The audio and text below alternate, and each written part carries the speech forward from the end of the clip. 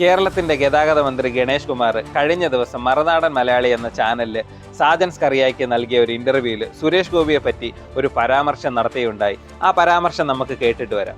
മറ്റുള്ളവരെ സഹായിക്കുന്ന കാര്യത്തൊക്കെ എടുക്കണമെന്നാണ് ആളുകൾ പറയുന്നത്. വലിയ അതൊന്നും കുഴപ്പമില്ല, അതൊക്കെ അല്ല എല്ലാവരും സഹായിക്കണം. അല്ല അങ്ങനെയാണോ ബേസിക്കലി പുള്ളി ഒരു അതിപ്പം തുടങ്ങിയതാ. പണ്ടൊന്നും ആരും സഹായിക്കുന്നു. ചായ പോലും വാങ്ങിച്ചു ചായ പോലും മേടിച്ചു നല്ല കാര്യം. നമ്മൾ വാങ്ങിച്ചു വയ്ക്കാൻ അയാൾ എടുത്ത് കുടിക്കും.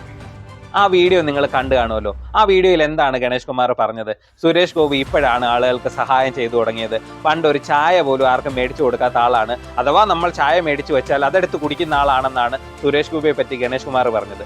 എന്നാൽ സുരേഷ് ഗോപിയെ പറ്റി സിനിമാ മേഖലയിലുള്ളവർ തന്നെ കുറെ കാലം മുൻപേ നൽകിയ ഇന്റർവ്യൂവിൽ പറഞ്ഞിട്ടുള്ള വാക്കുകൾ നമുക്ക് കേട്ടിട്ട് വരാം. കൊല്ലത്ത് കട്ടുറുമ്പിനും കാതുകുത്തുന്ന നായകനാണ്. അപ്പോൾ ഷൂട്ടിംഗ് കഴിഞ്ഞാൽ എന്നെ തീർത്തുകൂടിയാണ്. തീർന്നപ്പോഴത്തേക്കും ഏതാണ്ട് ഒരു 1:30-2 മണിയോളായി.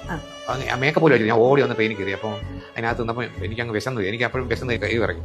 അങ്ങനെ എൻ്റെ ഒരു പരിവേഷം കണ്ടിട്ട് ചെറുപ്പക്കാരൻ ചോദിച്ചു, ഇങ്ങനെ അയച്ചേട്ടനല്ലേ ഇങ്ങോട്ട് പോകുന്നത്? ഞാൻ മറ്റേ ഷൂട്ടിങ്ങിൽ പോകുന്നത്. എന്തുമല്ല, ഞാൻ എനിക്ക് വിഷം സഹിക്കാൻ പറ്റില്ല. ഇനിയിപ്പം കോട്ടയത്തെ ഫുഡ് കിട്ടത്തില്ല. ഒരു സെക്കൻഡ് അയാളുടെ പെട്ടി തുറന്നിട്ട് ഒരു പൊതിയുണ്ട്. ഇത് എൻ്റെ അമ്മ എനിക്ക് രാത്രി കഴിക്കാൻ തന്നാണ്. ആടിൻ്റെ ബ്രെയിൻ ഫ്രൈയും 3 ചപ്പാത്തി. ഞാനത് മുഴുവൻ പൊതിയോടെ കഴിച്ച് എന്നെക്കാളും പൊതിയോടെ അയാളെ നോക്കിക്കൊണ്ടിരിക്കുന്നു. അയാളെ നൈറ്റ് ഫുഡല്ലേ കഴിച്ചു. ഞാൻ എവിടെ പോകും? മദ്രാസിലോട്ട് പോകുന്നു. സിനിമയിൽ ഒരു ചെറിയ വേഷം കിട്ടി, തമ്പി കണ്ട. അതിൽ അഭിനയിക്കാൻ ചോദിച്ചു, എന്താ പേര്? എൻ്റെ പേര് സുരേഷ് ഗോപി. സുരേഷ് ചേട്ടാ ആദ്യം പറഞ്ഞെങ്കിലും കോസ്റ്റ്യൂമിൽ അന്നൊരു നല്ലൊരു എമൗണ്ട് എടുത്തിട്ട് ഈ കോസ്റ്റ്യൂമിലുള്ള എല്ലാവർക്കും അന്നൊരു എമൗണ്ട് എടുത്ത് കൊടുത്തു. കാരണം ഒന്ന്, ഈ കോസ്റ്റ്യൂമിൽ പുള്ളി കയറി വരുമ്പോഴത്തേക്ക് ഈ ഇരുന്ന് പണിയെടുക്കണതേ ഈ വെയിലത്ത് അവിടെ ഈ തലയിൽ ഇത്രയും 10,000 ജൂനിയർ ആർട്ടിസ്റ്റിനെ ഈ തലയിലും കെട്ടി ഇതും കെട്ടി അവർ ഭക്ഷണം കഴിക്കാൻ പോലും നമ്മുടെ അസിസ്റ്റൻസ് നമ്മൾ രാവിലെയുള്ള ബ്രേക്ക്ഫാസ്റ്റ് നമ്മളൊരു പാത്രത്തിൽ കോരി മാറ്റി 10 മണിയാവും. അത് കഴിഞ്ഞിട്ടേ നമുക്ക് കഴിക്കാൻ പറ്റുള്ളൂ. ഒരു പാത്രത്തിൽ മാറ്റി വയ്ക്കും. അപ്പോൾ ഇതൊക്കെ എല്ലാം കണ്ട് ഈ പുള്ളിയുടെ അപ്പിയറൻസും ഭയങ്കര ആയെന്ന് എഴുതിയിട്ട് എൻ്റെ കൂടെ വന്നിട്ട് അവർക്കൊക്കെ ഇതെടുത്ത് കൊടുത്തേക്കുമ്പോൾ ചായ കുടിക്കാനായിട്ട് ഇത് എൻ്റേതായിട്ട് കൊടുക്കാൻ പറഞ്ഞിട്ടൊരു എമൗണ്ട് എടുത്ത് തന്നു.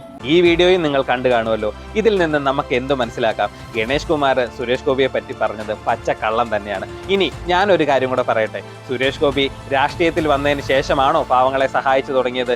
സുരേഷ് ഗോപി രാഷ്ട്രീയത്തിൽ ഇറങ്ങുന്നതിന് എത്രയോ കാലം മുന്നേ മുതൽ പാവങ്ങളെ സഹായിക്കുന്നുണ്ട്, അല്ലെങ്കിൽ സന്നദ്ധ പ്രവർത്തനങ്ങളിൽ ഇടപെടുന്നു എന്നുള്ളത് നമ്മൾ ന്യൂസിലൂടെ ഒക്കെ കണ്ടു തുടങ്ങിയതാണ്. എനിക്ക് ഗണേഷ് കുമാറിനോടും സുരേഷ് ഗോപിയെ കളിയാക്കുന്നവരോടും പുച്ഛിക്കുന്നവരോടും പറയാനുള്ളത്, ആ മനുഷ്യന്റെ രാഷ്ട്രീയം മാത്രമേ നിങ്ങൾ കാണുന്നുള്ളൂ. ആ മനുഷ്യന്റെ രാഷ്ട്രീയം നോക്കി ആ മനുഷ്യനെ നിങ്ങൾ പുച്ഛിക്കരുത്. ആ മനുഷ്യന്റെ രാഷ്ട്രീയം നോക്കി ആ മനുഷ്യനെ നിങ്ങൾ കളിയാക്കരുത്. സുരേഷ് ഗോപിയുടെ ഒരു വാക്കുകളും കൂടെ നമുക്ക് കേട്ടിട്ട് വരാം. ഞാൻ ഇതെല്ലാം എനിക്ക് തോന്നുന്നു, ഞാൻ പറഞ്ഞു വരുമ്പോൾ ചില കാര്യങ്ങൾ പറയുന്നതിനകത്ത് കുറച്ച് പൊങ്ങച്ചം വരും. അത് ഒരു ബാല്യത്തിന്റെ പൊങ്ങച്ചമായിട്ട് കരുതി. ഞാൻ ശമ്പളം കൈപ്പറ്റാത്ത മന്ത്രിയാണ്, MP ആണ്. ഇന്ന് വരെയും രാജ്യസഭയിലെ ശമ്പളവും ഞാൻ കൈപ്പറ്റിയിട്ടില്ല. ഞാൻ അധ്വാനിച്ച് സമ്പാദിച്ച സിനിമ അക്കൗണ്ടിൽ നിന്ന് തത്തുല്യമായ തുക ഞാൻ എന്റെ മകളുടെ പേരിലുള്ള ട്രസ്റ്റിൽ കൊടുത്ത് അതിൽ നിന്നാണ് ഞാൻ ഇതൊക്കെ ചെയ്തുകൊണ്ടിരിക്കുന്നത്. മന്ത്രി എന്ന നിലയിൽ താങ്കൾക്കൊരു 25-26 പേരെ പേഴ്സണൽ സ്റ്റാഫിൽ നിയമിക്കാം. പക്ഷെ താങ്കൾ ആകെ 7-8 പേരെ നിയമിച്ചിട്ടുള്ളൂ എന്നാണ് അറിയുന്നത്.